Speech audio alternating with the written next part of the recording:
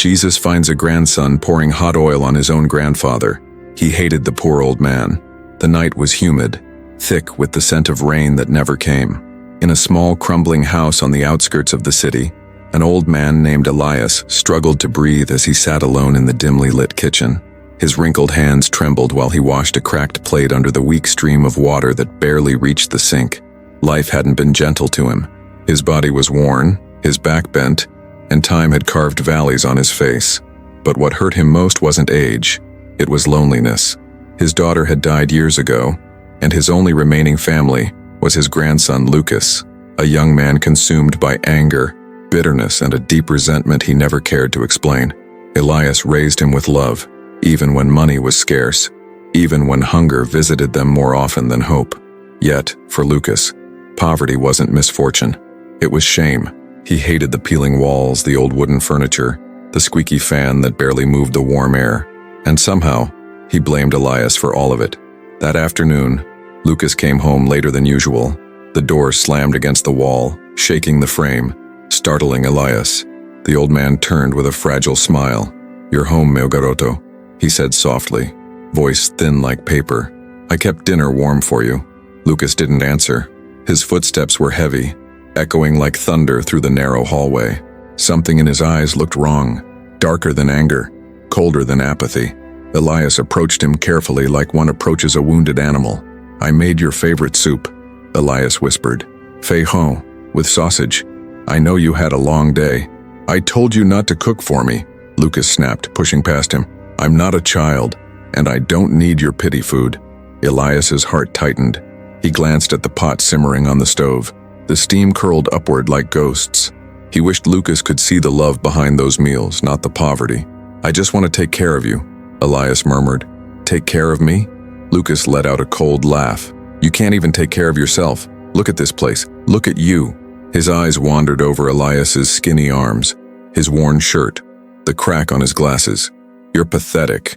The words cut deeper than any blade could. Elias turned away, silent, swallowing pain. But he didn't raise his voice. He never did. His kindness was a river that kept flowing, even when stones were thrown into it. Lucas paced back and forth, restless. He opened the cabinet, searching for something.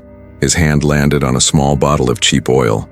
For a long moment he stared at it, unmoving, as though a shadow whispered to him. "What are you doing, Lucas?" Elias asked gently. Lucas didn't reply. He poured the oil into a pan and placed it on the stove. The flame roared beneath it, licking the metal. Elias felt his stomach knot, a strange fear crawling up his spine. "Are you hungry?" Elias asked, voice trembling slightly. "I can make more bread." "I'm not hungry," Lucas muttered. I just want to show you something." Minutes passed.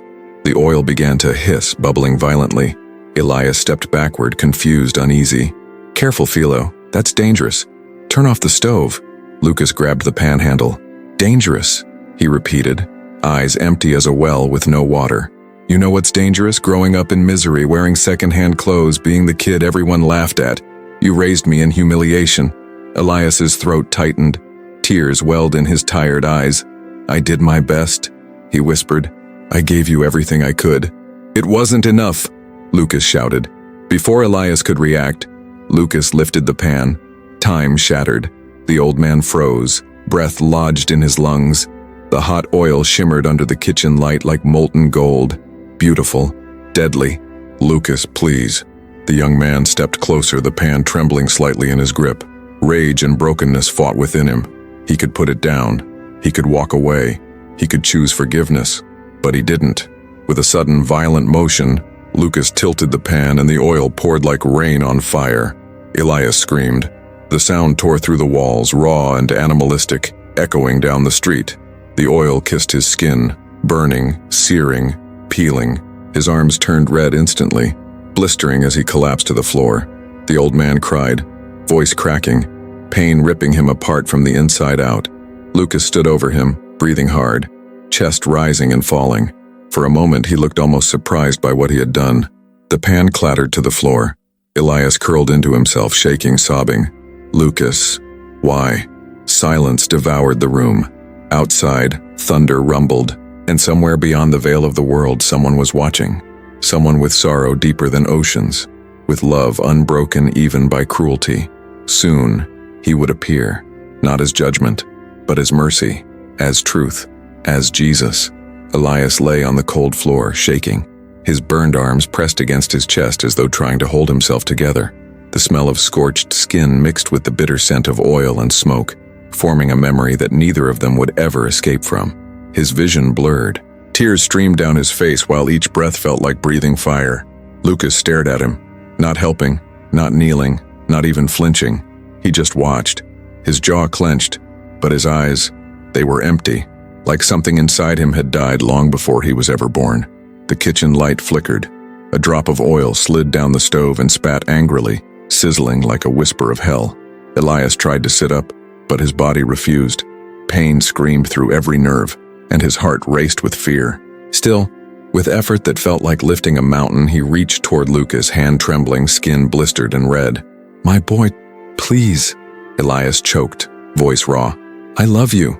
Why would you hurt me?" Lucas stepped back, as if the words themselves burned him more than the oil ever could. "You love me?" he repeated bitterly. "You call this love? A life of hunger, humiliation, cold nights, borrowed blankets? You think love feeds a child? You think love pays rent? I gave you everything I had," Elias begged. "I went hungry so you could eat. I worked until my bones ached just to buy your school books. You failed," Lucas screamed, fists trembling. "You failed me, and I hate you for it." The words landed like knives, but Elias smiled through his tears. A soft, heartbreaking smile. "I never failed you," he whispered. "I stayed." Lucas's breath caught in his throat. His face twitched, anger mixed with confusion, pain battling hatred. For a moment it looked like he might fall to his knees and cry, but pride is a cruel master, one that rarely releases its slaves. He turned away. Elias lay alone, struggling to remain conscious. The room spun, the world dimmed. Darkness crawled into the edges of his sight, until everything became a narrow tunnel. His body shook violently. He felt as though fire still poured over him, though the oil had long dripped away. "Help," he whimpered, voice fading. "God, help me." The house fell silent. Then, the air shifted, soft, like the breeze of a new morning, warm, like sunlight after years of winter, gentle, like a mother touching her child's hair. Lucas noticed it first. His skin prickled. The lights stopped flickering. A stillness fell too holy to ignore. He turned slowly toward the kitchen doorway, and his heart stuttered. There stood a man, not a stranger, not a ghost, but someone whose presence made the room feel suddenly alive. White robe, simple, hair falling softly around his shoulders. Eyes, deep, warm, knowing everything and loving anyway. He didn't need to speak his name. Lucas knew. Jesus. His presence was not loud, not furious, but powerful, like peace itself had taken human shape. He walked toward Elias, footsteps silent, as if the world moved aside to make way for him. Lucas stumbled backward, breath shaking as though the weight of a lifetime pressed onto his chest. Jesus knelt beside Elias. His hands hovered above the burnt skin, not touching yet, but radiating warmth. Elias felt it instantly. Pain dulled, breathing eased. The old man's eyes fluttered open, and when he saw him, he wept again, not from agony this time, but from relief. "My Lord," Elias gasped, "I thought you had forgotten me." Jesus placed his hand gently over Elias's forehead. "I never forget my children," he said softly, voice like water over smooth stone. "You were never alone." Elias sobbed, every tear a lifetime of suffering released. Lucas watched, frozen. His heart pounded against his ribs, fear and awe wrestling inside him. Jesus looked over his shoulder at Lucas, not with hatred, not with anger, but with sorrow. "Lucas," he said, and the name sounded like forgiveness. The young man's knees weakened. His throat tightened. He wanted to run, but he couldn't move, as if Jesus' gaze revealed every secret he ever buried. "You carry pain," Jesus continued, "hurt that turned into anger, shame that became hatred. You believed cruelty would make you strong, but it has made you a prisoner." Lucas's lip trembled. He wanted to shout, to deny, to defend himself, but his voice broke like glass. I didn't ask to be poor," he whispered. "I was tired of being mocked, tired of feeling worthless. I thought, if I punished him, maybe the pain inside me would stop. Jesus stood and took a slow step toward him. Lucas backed into the wall, breathing fast. Pain cannot be healed by causing more pain, Jesus said. Hatred does not cure the wounded heart. Only love does. Lucas's eyes filled, not with anger, but something far more frightening to him, regret. He looked at Elias lying on the floor, arms burned, skin blistered, face pale. And for the first time, Lucas truly saw him, not as a burden, not as shame, but as a man who had given everything for him, a man who loved him. What have I done? Lucas whispered, voice cracking. I hurt him, my own grandfather. I hurt him. Jesus didn't need to answer. The truth burned on its own. Lucas fell to his knees, hands shaking, heart breaking. He crawled to Elias's side, sobbing. Vô, forgive me, he whispered in Portuguese without thinking. Please, I'm sorry. I don't know why I was so angry. I'm so sorry. Elias, weak and trembling, lifted one burned hand, slowly, painfully, and placed it on Lucas's cheek. Even through pain, even through scars, he chose love. I forgive you, Elias breathed, because you are my family, and love always forgives. Lucas broke, collapsing in tears against his grandfather's lap. Jesus watched them, eyes shining with compassion, not because the story was over, but because a healing had only just begun. He stepped back, letting them hold each other, letting human love do its work, fragile, but real. Yet this night was far from finished, because redemption is never painless, and forgiveness does not erase consequences. What comes next will test hearts, shatter illusions, and reveal truths buried for years. This was only the beginning.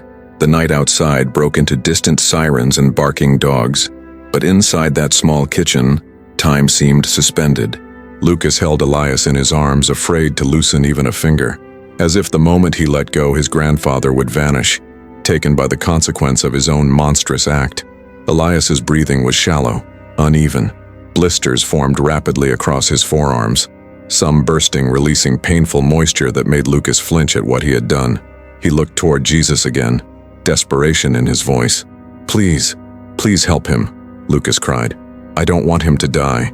I didn't mean for it to go this far. Jesus approached him slowly, every step echoing like a heartbeat in the silent room. His presence carried warmth, but also truth, the kind that pierced deeper than knives. You chose anger, Jesus said compassionately but firmly. You let hatred guide your hand. Now you must choose differently. Choose repentance. Choose love not as feeling but as action. Lucas swallowed hard. Shame burned more painfully than fire. What do I do? He whispered. How do I fix this? Jesus knelt again, placing a gentle hand near Elias's burns. Not directly, but close enough that light, like soft gold, flowed from his palm. Elias gasped as relief eased the unbearable sting. His eyes fluttered open and he could breathe without crying out. Not fully healed. No, Jesus did not remove consequence entirely, but he gave strength to endure it. He needs a hospital, Jesus told Lucas. And he needs you. Not your guilt, but your responsibility. Lucas nodded quickly, wiping his tears with shaking hands. He grabbed the phone, dialing emergency services with trembling fingers. His voice broke as he spoke to the operator, explaining what happened, begging them to hurry. When the call ended, Jesus spoke softly. Love is not proven by words alone, Lucas. It is shown in care, in sacrifice, in changing who you are. Lucas looked up at him, lost. I don't know if I can change, he admitted. I feel like I ruined everything. You can, Jesus whispered. Every sinner can. Redemption begins when you choose it, not once, but every day after. Lucas lowered his head, tears dripping onto the floor. He took Elias's hand again. I want to try, he said, voice breaking. I will change. I will take care of you. Just, please live long enough for me to prove it. Elias smiled faintly, weak but sincere. That's all I ever wanted, he breathed. Minutes later, paramedics burst through the door. They lifted Elias onto a stretcher, carefully wrapping his burned arms. Lucas followed them outside, climbing into the ambulance without hesitation, gripping Elias's hand the entire way. As the doors closed, Lucas turned back, but Jesus was no longer there. He stood instead at the gate watching them, not with distance, but with presence that filled the night like a silent promise. Lucas whispered through the glass, "Don't leave me." Jesus' lips curved into the gentlest smile. "I will never leave you." And the ambulance sped away into the darkness. The hospital waiting room was cold, too bright, too white. Every second felt like an hour. Lucas paced back and forth, unable to sit still, replaying the moment again and again in his mind. The oil, the scream, the look of betrayal in Elias's eyes. He covered his face with his hands. "What have I done?" he sobbed quietly. "How could I hurt the only person who ever stayed?" A nurse approached him after what felt like an eternity. "He's stable," she said softly, "but the burns are severe. We've sedated him. He'll need treatment, care, time." She hesitated. "Are you his only family?" Lucas nodded. "Then he will depend on you now. Physically, emotionally, financially. This will not be easy." Lucas swallowed the lump in his throat. "I'll take care of him. Whatever it costs, I'll do it." The words tasted bitter and holy at once. A promise forged in guilt and love. Days passed. Lucas never left the hospital. He slept in uncomfortable chairs, ate from vending machines, spoke to doctors, changed bandages when allowed. Every time he saw Elias wince from pain, guilt crushed him like a stone. At night, alone in the dim room, Lucas cried silently beside his grandfather's bed. One of those nights when the lights were low and the world felt like a wound that would never close. Lucas whispered, "God, if you're still here, if you still want me, show me how to be better. Show me how to love, like he loved me." The air warmed. Lucas's breath caught. He looked up, and Jesus stood in the corner of the room, not dazzling, not terrifying, but so quietly present that Lucas began to sob uncontrollably. Jesus approached the bed, resting his hand gently near Elias's burns again, a soft glow easing the pain. Lucas fell to his knees. "I don't deserve forgiveness," he said. "I hurt him. I hated him. I don't know how to change my heart." Jesus touched Lucas's shoulder. "You change by choosing differently. In every moment anger rises. Every time pride speaks louder than love. You will fall, but you must rise again. Forgiveness does not make you perfect. It makes you free to become better." Lucas lifted his tear-soaked face. "Do you forgive me?" Jesus smiled. Not because Lucas was worthy, but because mercy does not wait for worthiness. "I forgive you," he said, "but you must also forgive yourself, and earn Elias's trust with actions, not words." Lucas nodded through sobs. "I will. I swear I will." Jesus turned to leave, but paused, looking back. "One day, you will tell others what happened here," he said. "Not to glorify pain, but to show that love can resurrect what hatred tried to kill." And in a blink, he was gone. Lucas stood in silence, shaken, but changed. He turned to Elias, brushing his grandfather's hair with trembling fingers. "I will be here when you wake," he whispered. "Every day, every night. I will not run anymore." He pressed his forehead against Elias's hand and cried until exhaustion pulled him into sleep. Morning broke softly. Sunlight spilled across the bedsheets like hope returning after years of darkness. Elias opened his eyes, groaning from pain, but alive, and in that moment, Lucas felt gratitude so deep he could barely breathe. "I'm here," Lucas whispered, as soon as Elias looked at him. "I'm not leaving. Not ever again." Elias looked at him with tenderness, though pain etched his face. "Love is proved in endurance," Elias murmured. "Show me, Lucas, day by day." Lucas nodded. "I will." He meant it with every fragment of his soul. Yet the road ahead was long, and forgiveness was a seed that needed watering through sacrifice, humility, and time. And time, as they would soon learn, had more trials waiting for them. This story was far from over. Suffering would not vanish. Consequences would follow, but so would grace and transformation. Weeks passed like pages soaked in tears. Lucas kept his promise, but promises are easy to speak and hard to live. Every morning he arrived early, helping nurses clean and bandage Elias's wounds. Sometimes Elias groaned or cried quietly, and each sound stabbed Lucas deeper than any blade. The doctors warned him the healing process would be slow, painful, uncertain. Skin grafts might be needed. Infection was a constant threat. Elias's age made everything more fragile, but Lucas stayed. He fed Elias soup with trembling hands. He read the Bible aloud, voice unsteady. He whispered apologies so often they became breaths. Yet guilt, like a shadow, followed him everywhere. Some nights, when the corridor was silent and machines beeped like distant hearts, Lucas sat with his face buried in his hands, wondering if he truly deserved redemption, or if he was just pretending to be better, trying to wash blood with tears. One evening, Elias spoke with difficulty, his voice thin as winter wind. "Lucas, you must live too," he murmured. "You have left everything for me. School, friends, life. You cannot drown yourself in regret." Lucas shook his head fiercely. "I don't care about anything else," he said. "You're all I have. I won't lose you." Elias smiled sadly. "You want to make things right. I see that. But love is not obsession. It is balance. Go home sometimes. Rest. Work. Build a future we both can be proud of." Lucas bit his lip, torn inside. "What if something happens while I'm gone?" Elias touched his hand gently. "Skin rough, bandaged, fragile. Then God will be with me," he whispered. Lucas lowered his head, tears sliding down his jaw.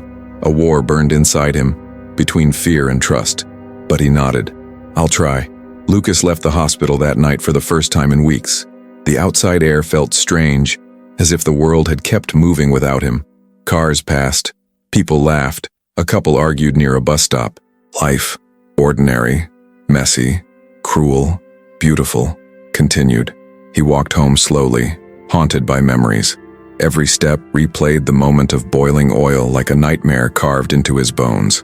When he arrived at the small house, the kitchen still smelled faintly of burned oil. The stain on the floor hadn't faded. Lucas sank to the ground and cried until his body trembled. He punched the floor once, hard, anger rising like an old ghost. "Why was my life like this? Why did I grow up with nothing? Why did I blame him?" He shouted into the empty room.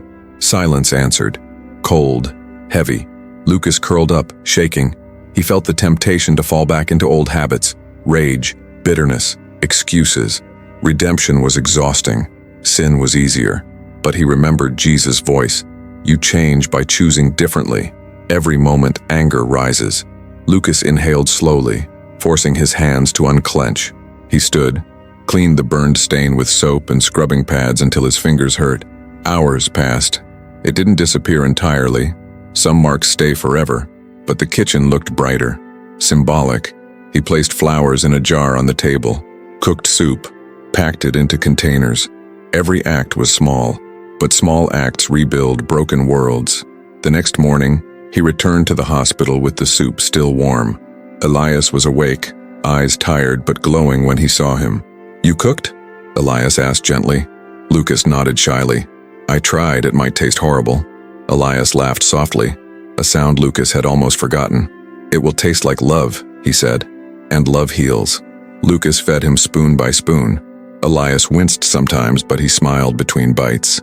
Days turned to weeks. Elias slowly improved, though scars would remain like memories etched in flesh.